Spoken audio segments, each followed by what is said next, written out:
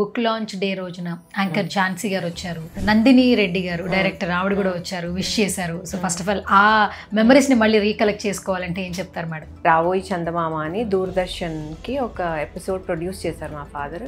అక్కడి నుంచి నాకు ఝాన్సీ అక్క తెలుసు. మళ్ళీ నందిని పర్సనల్గా 20 years నుంచి తెలుసు. ట్రూ స్పిరిట్ అంటూ వస్తున్నారు అండ్ అన్ని కూడా రియల్ స్టోరీస్. ఈ డాక్యుమెంటేషన్ ఎలా జరిగింది అసలు? మీకు అందరికీ కనెక్ట్ అవ్వాలని ఫస్ట్ పర్సన్లో రాశాను. ఆ ప్రాసెస్లో ఏమైందంటే నాకు కొంచెం ఇబ్బందులు కూడా అయింది. ఎందుకంటే వాళ్ళకి సేమ్ ఆ పాస్ట్ ఎక్స్పీరియన్సెస్ మళ్ళీ వాళ్ళు గుర్తు తెచ్చుకొని. ఈ బుక్ చూసినప్పుడు ఫార్వర్డెడ్ బై భూమికా చావ్లా, ఆవిడ బుక్కి సంబంధించి ఎంకరేజ్మెంట్ ఇవ్వడము such a lovely thing actually. ఈ బుక్ రాకముందు నా స్టోరీస్ కొన్ని వేరే ఆంథాలజీస్లో పబ్లిష్ అయ్యాయి. తనకు నచ్చింది నా స్టైల్. సో మళ్ళీ బుక్ రాస్తున్నప్పుడు నువ్వు రాస్తావా ఫార్వర్డ్, దీంట్లో 21లో ఒకటి మీ కజిన్ స్టోరీ కూడా ఉంది. ఈ బుక్ నాకు ఫస్ట్ ఓపెన్ చేయగానే టైటిల్ బాగా నచ్చింది, true spirit. And second one ఇంకొకటి బాగా నచ్చింది, నేను ఆడియన్స్ కూడా చూపిస్తాను, టు మై మదర్ అన్నారు. సో ఎవరికైనా ఫస్ట్ ఇన్స్పిరేషన్ అమ్మనే. మీ మదర్ ని ఒకసారి గుర్తు చేసుకున్నా లేదా ఎప్పటికీ? అంటే ఏ కథ రాసినా వెళ్ళి మమ్మీకి చూపించేదాన్ని. ఏదో ఒకటి మిస్టేక్స్ చెప్పేవాళ్ళు, కరెక్షన్ చేసి ఇంకా తర్వాత publishing పంపించేవాళ్ళు. So she is my first inspiration and she is a very strong woman. Hi hello నమస్తే, this is Suvarna, welcome to Suman TV. ఈరోజు నాతో పాటు ఒక స్పెషల్ గెస్ట్ ఉన్నారండి. ఆవిడ గురించి ఒక 2 నిమిషాలు మాట్లాడాలి. నవడేస్ మనం పరిగెడుతున్న టైంలో ఫోన్ లేదే ఎవరు కూడా ముందుకు ఒక అడుగు కూడా వేయలేకపోతున్నారు. టెక్నాలజీ అప్డేట్ అయిందని సంతోషపడాలా, మనుషులకు దూరంగా ఉన్నామని బాధపడాలా? ఇలాంటి టైంలో కూడా బుక్స్కున్న ఇంపార్టెన్స్, రైటింగ్స్ ఉన్నటువంటి ఇంపార్టెన్స్ అనేది మళ్ళీ మన ముందుకు తీసుకొచ్చే ప్రయత్నం చేస్తున్నారు రైటర్ ప్రతిమా జయదేవ్ గారు. ఆవిడ రాసిన ఫస్ట్ బుక్కే చాలా మందిని ఇన్స్పిరేషన్గా ముందుకు తీసుకెళ్తుందని చెప్పొచ్చు, ఎంతో మోటివేషన్ ఇస్తుందని చెప్పొచ్చు. ఏంటి పరిగెడుతున్న టైంలో, వస్తున్న టైంలో పుస్తకాలు బుక్స్ అంటుంటారేంటి అని అనుకుంటున్నారా? అసలు పుస్తకం విలువ, ఆ పుస్తకంలో ఉన్నటువంటి స్టోరీస్ విలువ తెలుసుకున్నప్పుడే మనం ఎక్కడున్నాం, ఏం చేస్తున్నాం అని ఖచ్చితంగా మనం క్వశ్చన్ చేసుకుంటాం. సో ఒక మంచి బుక్తో మనకు ఇంట్రడ్యూస్ అవుతున్నారు, ట్రూ స్పిరిట్ అంటూ. నిజంగా ఎన్నో మంచి మంచి స్టోరీస్ అనమాట, రియల్ స్టోరీస్తో మన ముందుకు వచ్చేస్తున్నారు ఈ బుక్ ద్వారా. ఫస్ట్ ఆఫ్ ఆల్ ఆవిడతో మాట్లాడే ప్రయత్నం చేద్దాం. ఆవిడ జర్నీ, అసలు రైటింగ్లోకి ఎలా అడుగు పెట్టారు ఏంటనేది ఆవిడతో మాట్లాడి తెలిసేసుకుందాం. నమస్కారం అండి. నమస్తే. రచయితగా, ఒక రైటర్గా ఫస్ట్ మీరు ట్రూ స్పిరిట్ అంటూ ఒక బుక్తో మా ముందుకు వచ్చేస్తున్నారు. కంగ్రాచులేషన్స్. Thank you. ఇప్పటికీ ఎప్పటికీ విలువలని, అలాగే పద్ధతుల్ని, వాల్యూస్ని మర్చిపోకూడదని ఎప్పుడు చెప్తుంటారు ఏ తరంలో ఉన్న వాళ్ళైనా కూడా. సో మళ్ళీ మేము ఏం మిస్ అవుతున్నాం అనేది మాకు ఒక అంటే తిరిగి మేము రీకలెక్ట్ చేసుకునే మెమరీస్ మాకు అందిస్తున్నారు. ఈ బుక్ అయితే నిజంగా చాలా చాలా బాగుంది. అండ్ ఆ రోజు బుక్ లాంచ్ అప్పుడు కూడా ప్రతి ఒక్కరూ, చాలామంది ఫీమేల్ అంటే మహిళలకు ఉన్నటువంటి ప్రాముఖ్యతని మళ్ళీ ముందుకు తీసుకొచ్చే ప్రయత్నంలో మీరు ఒక ముందడుగు వేశారు. Congratulations firstly. Thank you. First true spirit అంటూ స్టార్ట్ చేశారు మేము. అసలు ఏది ఎక్కడ దోహదం చేసింది అసలు బుక్లా రావడానికి? కోవిడ్ టైంలో స్టార్ట్ అయింది ఈ జర్నీ. అందరూ వంటలు చేసుకుంటున్నారు, గాసిప్ ఇస్ గోయింగ్ ఆన్, రకరకాలు టైంపాస్ చేయడానికి. నేను కూర్చొని ఒకరోజు ఆలోచిస్తుంటే నాకు అనిపించింది, నా చుట్టుపక్కలే కొంతమంది మహిళలు ఉన్నారు, వాళ్ళ జర్నీస్ నన్ను బాగా ఇన్స్పైర్ చేసిన సందర్భాలు ఉన్నాయి. సో వాళ్ళందరూ వేరే ఎవరిని అడిగితే వాళ్ళ స్టోరీస్ నరేట్ చేయరు. నాకు వాళ్ళు పర్సనల్గా తెలుసు కాబట్టి అడిగితే మీ కథ నేను రాయాలనుకుంటున్నా, ఇప్పుడు నేను వెళ్ళి బయట షూటింగ్ చేసే సమయము ఇది కాదు. బుక్స్, ఈ టెక్నాలజీ వల్ల బుక్స్ చదవడం కొంతమంది తగ్గించుండొచ్చు, కానీ ఎప్పుడు అది ఎండ్ అయితే కాదు బుక్ రీడింగ్. ఎందుకంటే ప్రస్తుతం వరల్డ్లో ఎక్కడ చూసుకున్నా పబ్లిషింగ్లో విమెన్ ఆర్ రాకింగ్. అది రైటర్స్గా అవ్వచ్చు, లేదా పబ్లిషింగ్ సెక్టర్లో డిఫరెంట్ స్టాఫ్ పొజిషన్స్లో అవ్వచ్చు. 78 to 80% మహిళలు ఉన్నారు. నేను ఫస్ట్ బుక్ రాయాలి అంటే ఎందుకు ఒక 10 మందికి ఇన్స్పైరింగ్గా ఉన్న స్టోరీస్ ఎందుకు తీసుకురాకూడదు అనే దీంతో నేను స్టార్ట్ చేశాను. Okay. So that is how the journey started. First కొంతమంది నాకు తెలిసిన వాళ్ళతో మొదలుపెట్టాను. వాళ్ళు మళ్ళీ రెఫరెన్సెస్ ఇవ్వడం, వాళ్ళకి తెలిసిన వాళ్ళు, ఈ స్టోరీ నీకు మేబీ వర్క్ అవుతుందేమో, ఇన్స్పైరింగ్గా ఉండొచ్చు రీడర్స్కి అని అలాగా 21 అయినాయి. దట్టు బుక్ లాంచ్ డే రోజున యాంకర్ ఝాన్సీ గారు వచ్చారు, తన ఫీలింగ్స్ని ఎక్స్ప్రెస్ చేశారు. నవడేస్ చాలా మంది సెలబ్రిటీలు, కామన్ పీపుల్ కూడా ఇప్పటికీ బుక్స్ చదివే వాళ్ళు ఉన్నారు, బుక్స్ కొనే వాళ్ళు ఉన్నారు. సో ఈ ఇలా వింటున్నప్పుడు చాలా పాజిటివ్ వైబ్ వస్తూ ఉంటుంది ఇలాంటి టైంలో కూడా. అండ్ నందిని రెడ్డి గారు డైరెక్టర్, ఆవిడ కూడా వచ్చారు, విష్ చేశారు. సో ఫస్ట్ ఆఫ్ ఆల్ ఆ మెమరీస్ని మళ్ళీ రీకలెక్ట్ చేసుకోవాలంటే ఏం చెప్తారు మేడం? నేను ఈ మీడియాలో రాకముందు నుంచి ఝాన్సీ అక్క నాకు తెలుసు. బికాజ్ ఆవిడ ఎప్పుడైతే కెరియర్ స్టార్ట్ చేశారో మా ఫాదర్ ప్రొడక్షన్ ఒక దీంతో స్టార్ట్ చేశారు. అప్పుడు జెమిని అన్ని ఛానల్స్ కూడా లేవు. రావోయి చందమామ అని దూరదర్శన్కి ఒక ఎపిసోడ్ ప్రొడ్యూస్ చేశారు మా ఫాదర్. అక్కడి నుంచి నాకు ఝాన్సీ అక్క తెలుసు. నేను అప్పుడు కాలేజ్లో ఉన్నాను. Okay. So she has seen me grow actually. మళ్ళీ నందిని పర్సనల్గా 20 years నుంచి తెలుసు. సో నేను ఎక్కడ ఏం చేస్తున్నాను, ఎలా మోల్డ్ చేసుకున్నాను నా కెరియర్ అనేది. సో వాళ్ళిద్దరికి నా పర్సనల్ జర్నీ తెలుసు. They have seen my personal journey. అసలు నందిని గారు ఒక ఫీమేల్ సెంట్రిక్స్ ఫిలిమ్స్లో ఒక మార్క్ వేసేసుకున్నారు. ఓ బేబీ సమంత గారు చేసిన తర్వాత అసలు అంటే ఇంకా ఆవిడ నుంచి ఎలాంటి కథలు వస్తాయని క్యూరియస్ పెరిగింది. ఆవిడ కూడా ఉమెన్ ఎంపవర్మెంట్ అంటుంటారు, ఉమెన్స్ గురించి చెప్తుంటారు, స్ట్రాంగ్నెస్ గురించి చెప్తూ ఉంటారు. ఆల్మోస్ట్ బుక్ చదివారు, ఆ లాంచ్ అప్పుడు ఉన్నారు. సో ఆవిడ చెప్పిన వర్డ్స్ ఏంటి మ్యామ్ యాక్చువల్లీ బుక్ గురించి? హీరోస్ ఎక్కడో లేరు, మన చుట్టుపక్కలే ఉన్నారు. అది 100% రైట్. నేను ఈ బుక్ అంత ఇన్స్పైర్ అయ్యి ఆ పర్సనల్ స్టోరీస్, నా చుట్టుపక్కల ఉన్న పర్సనల్ స్టోరీస్ విని నేను ఇన్స్పైర్ అయ్యి రాశాను అంటే heroes are not anywhere.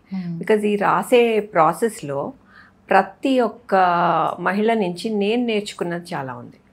So when I have learned so much, నేను ఇప్పటి వరకు ఫస్ట్ 100 copies ఆల్రెడీ సేల్ అయిపోయినాయి. ప్రతి ఒక్కరు చదివే ప్రతి ఒక్కరు ఈ స్టోరీస్తో కనెక్ట్ అవుతారు, అవ్వాలి అనే ఉద్దేశంతో రాశాను.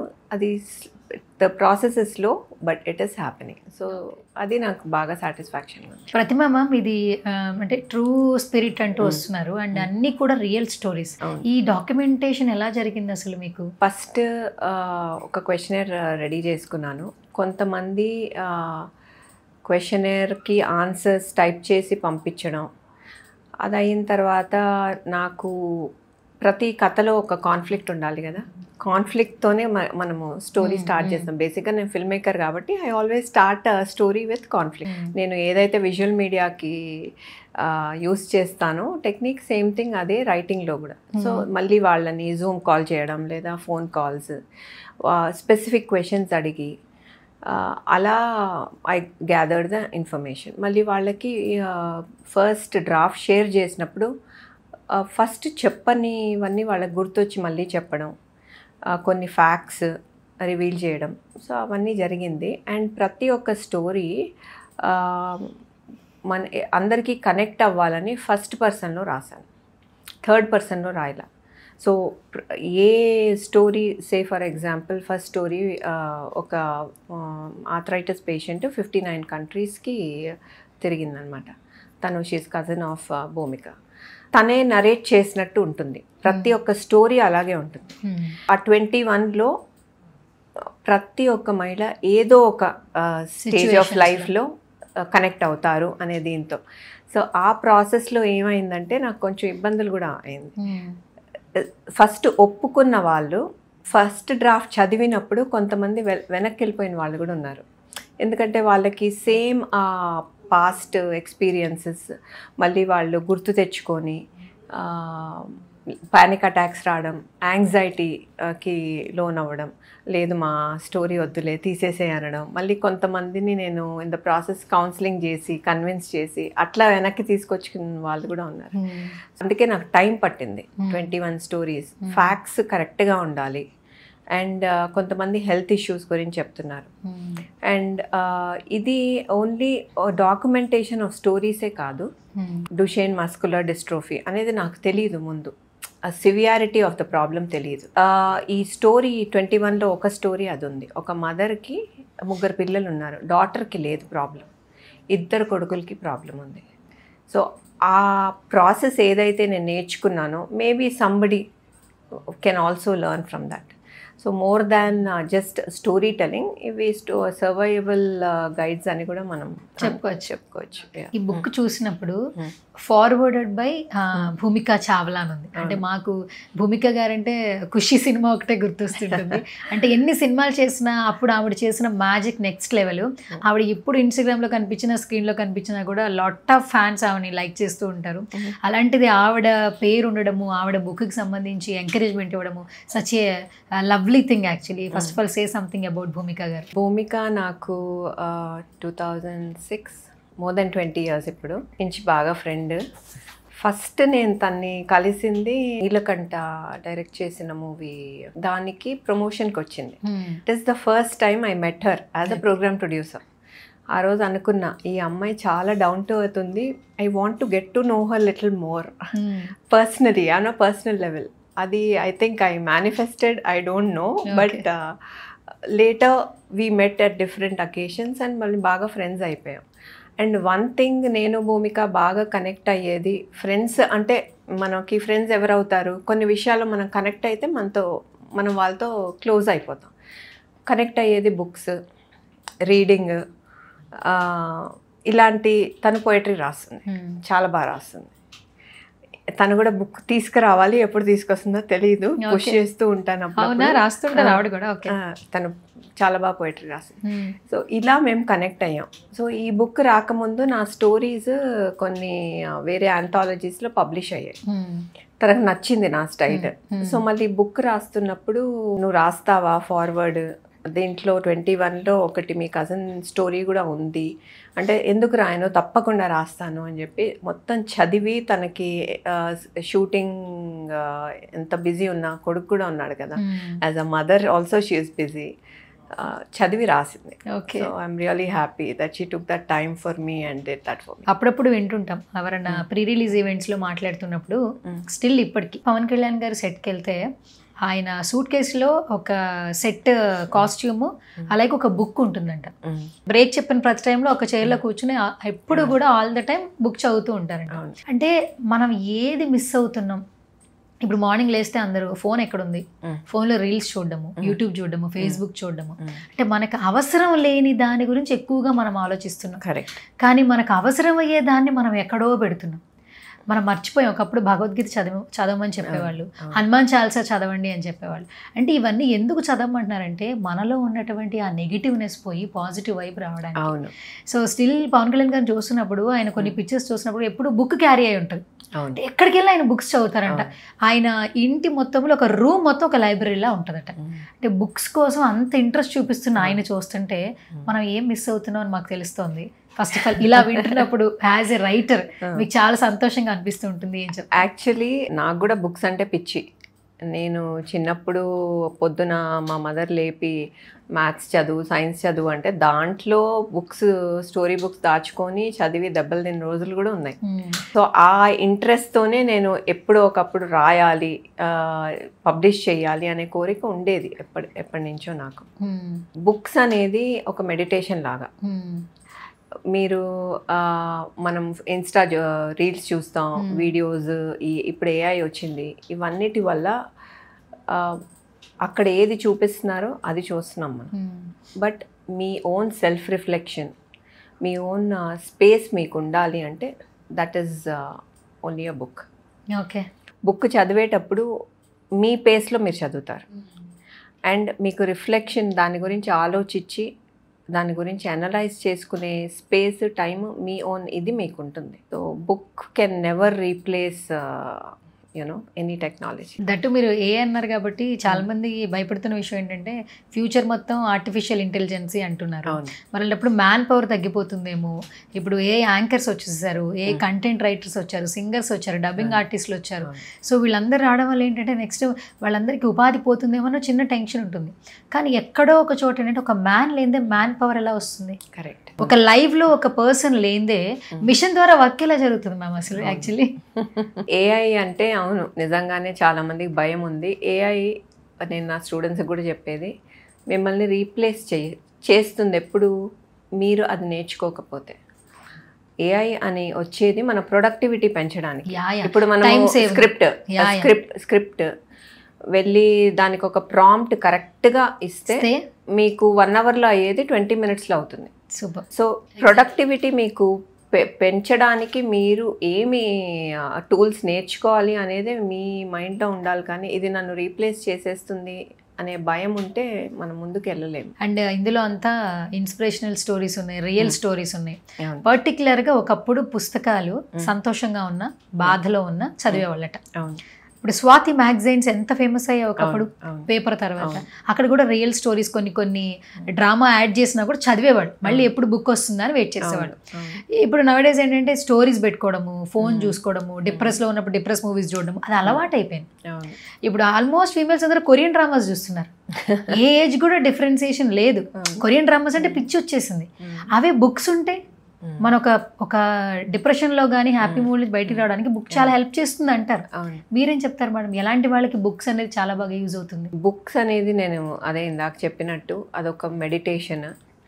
మీ ఓన్ టైం మీకు కేటాయించుకొని బుక్ మీద ఫోకస్ చేస్తే అది ఏదైనా సరే, అది ఫిక్షన్ అవ్వచ్చు, నాన్ ఫిక్షన్ బుక్ అవ్వచ్చు, ఏదైనా అవ్వచ్చు.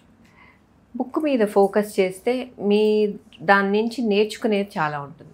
నేను అలాగే నేను ఎక్కువ నాన్ ఫిక్షన్ చదువుతాను, సెల్ఫ్ హెల్ప్ బుక్స్ చదువుతాను, ఫిక్షన్ కూడా చదువుతాను కానీ కొంచెం తక్కువ. సో దాని నుంచి నేను నేర్చుకొని 10 మందికి నేర్పించింది చాలా ఉంది. సో ఈ స్టోరీస్ కూడా చదివిన వాళ్ళందరూ ఏదో ఒకటి దాని నుంచి నేర్చుకొని దిల్ టేక్ హోమ్ సంథింగ్ అనేదే నా ఇది. ఇప్పుడు మాకు ఒక మంచి రైటర్గా ఇంట్రడ్యూస్ అవుతున్నారు, బట్ ఇండస్ట్రీకి మీరేం కొత్త కాదు, ఛానల్స్కి ఏమి మీరు తెలియని పర్సన్స్ కాదు. జర్నీ అనేది భలే యూటర్న్ తీసుకుంది. అంటే ఆ రాసే తత్వం ఫస్ట్ నుంచి ఉంది, కానీ దాన్ని ఎస్టాబ్లిష్ చేసుకోవడానికి ఇంత టైం పట్టింది. సో ఈ బుక్తోనే మా ముందుకు వస్తున్నారు. ఫర్దర్గా దీన్ని ఎలా డెవలప్ చేయాలనుకుంటున్నారు? ఈ 21లో కొన్ని స్టోరీస్ విజువల్ మీడియాకి బాగుంటాయి. ఓకే. సో నేను I'll try to get in touch with few producers. ఏదైనా వెబ్ సిరీస్గా అట్లీస్ట్ 21లో 6 to 8 స్టోరీస్ ఎవరన్నా if they are willing to produce it చేయాలనుకుంటున్నాను. That is the first step. And నేను కాలేజ్లో ఉండేటప్పుడు రాసేదాన్ని ఎక్కువ, స్కూల్ కాలేజ్లో ఎక్కువ ప్రింట్కి రాసేదాన్ని. తర్వాత ఇంకా స్టడీస్ అయిపోయిన తర్వాత డాక్యుమెంటరీలు చేయడం, ఎక్కువ విజువల్ మీడియా మీద ఫోకస్ వెళ్ళిపోయింది. సో కోవిడ్ వల్ల మళ్ళీ నేను ఒక రీడర్స్ రైటర్స్ గ్రూప్లో మెంబర్ని. సో వాళ్ళ మోటివేషన్ వల్ల మళ్ళీ బుక్ ప్రింట్కి వచ్చాను. అండ్ దీంతో ఆపను, కానీ నెక్స్ట్ ఏంటి అని తెలియదు. బట్ ప్రస్తుతం ఈ బుక్ నుంచి కొన్ని స్టోరీస్ విజువల్ మీడియాకి కూడా తీసుకెళ్ళాలి అనేది మటుకు నాకు స్ట్రాంగ్గా ఉంది. అంటే చాలా మంది ఇప్పుడు మీరు ఈ బుక్ మొత్తం ఇంగ్లీష్లో ప్రింట్ అయ్యింది, తెలుగులో కూడా ఎక్స్పెక్ట్ చేయొచ్చా ఈ బుక్ని అడుగుతున్నారు. నేను ఇంగ్లీష్లో రాయడానికి కారణం ఎక్కువ మందికి రీచ్ అవుతుంది. నా సర్కిల్ డిఫరెంట్ కంట్రీస్లో ఉన్నారు, దుబాయ్, ఆస్ట్రేలియా. సో ఎక్కువ మందికి రీచ్ అవ్వాలంటే ఇంగ్లీష్ ఇస్ ద లాంగ్వేజ్. ఇంకా నాకు పట్టు కూడా ఎక్కువ ఇంగ్లీష్ మీద. తెలుగు కూడా చేశాను, బట్ నాకు ఎక్కువ కమాండ్ ఉండేది ఇంగ్లీష్ మీద. ఈ బుక్ నాకు ఫస్ట్ ఓపెన్ చేయగానే టైటిల్ బాగా నచ్చింది, true spirit. And second one ఇంకొకటి బాగా నచ్చింది, నేను ఆడియన్స్ కూడా చూపిస్తాను. This anthology is dedicated by to my mother అన్నారు. సో ఎవరికైనా ఫస్ట్ ఇన్స్పిరేషన్ అమ్మనే. సో మీ మదర్ని ఒకసారి గుర్తు చేసుకున్నా లేదా ఎప్పటికీ అంటే మీరు ఏం చెప్తారు అసలు? ఫస్ట్ మా మదర్ ఫస్ట్ నన్ను డాక్టర్ చేయాలనుకున్నాను. నాకు అది ఇంట్రెస్ట్ లేదు. మా సిస్టర్ డాక్టర్ అయింది.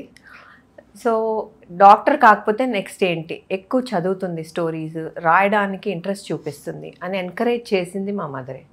మళ్ళీ మా ఫాదర్ సరే నీకు రీడింగ్ అండ్ రైటింగ్లో ఇంట్రెస్ట్ ఉంది కాబట్టి లిటరేచర్ చదువు. సో బీఏలో లిటరేచర్ చేశాను, మళ్ళీ ఎంఏ లిటరేచర్ చేశాను. అది నా ఫస్ట్ మాస్టర్స్. తర్వాత ఫారెన్ వెళ్ళాను ఫిల్మ్ స్టడీస్ చేయడానికి. సో కాలేజ్ అప్పటి నుంచి ఫస్ట్ ఏ కథ రాసినా వెళ్ళి మమ్మీకి చూపించేదాన్ని. ఏదో ఒకటి మిస్టేక్స్ చెప్పేవాళ్ళు, కరెక్షన్ చేసి ఇంకా తర్వాత పబ్లిషింగ్ పంపించేవాళ్ళు. So she is my first inspiration and she is a very strong woman. And నేను కొంతమంది అడిగారు ఎందుకు ఓన్లీ విమెన్ స్టోరీస్ అని. మా ఇంట్లో అందరు స్ట్రాంగ్ విమెన్ ఉన్నారు, వాళ్ళని చూసే నేను పెరిగాను. Starting with my mother. She has gone through a lot, ఇది హెల్త్ వైజ్.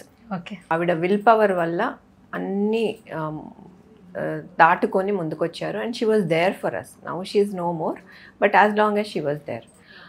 మా మదర్ తర్వాత మా గ్రాండ్ మదర్ వర్కింగే. అండ్ మా పెద్దనాన్నకి 3 daughters, all strong women, independent women. Okay. So దీంతో నా చుట్టుపక్కల ఎక్కడ నాకు అలాంటి వాళ్ళే కనిపిస్తారు, అలాంటి వాళ్ళే ఫ్రెండ్స్ అవుతారు. సో ఇలాంటి స్టోరీస్ అన్నీ ఎందుకు బయటకు తీసుకురాకూడదు? నేను ఇన్స్పైర్ అయినట్టు ఇంకొక 10 మంది ఇన్స్పైర్ అయితే what else do I need as a filmmaker or a story teller.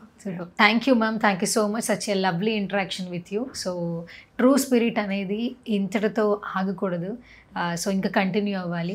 మాలాంటి ఇంత అప్కమింగ్ జనరేషన్స్ కూడా చాలా వరకు ఆ బుక్స్ వాల్యూ, ఆ రైటింగ్స్ వాల్యూ తెలియాలి. మెకానికల్ లైఫ్ లీడ్ చేయకూడదు, న్యాచురల్ లైఫ్ లీడ్ చేయాలంటే ఖచ్చితంగా పుస్తకాలు రావాలి, రైటింగ్స్ అనేది బ్రతకాలి. సో ఎన్నో ట్రూ స్టోరీస్ మాకు అందించాలని మా సుమన్ టీవీ నుంచి నేను మనస్ఫూర్తిగా కోరుకుంటున్నాను. Thank you so much once again ma'am. Thank you.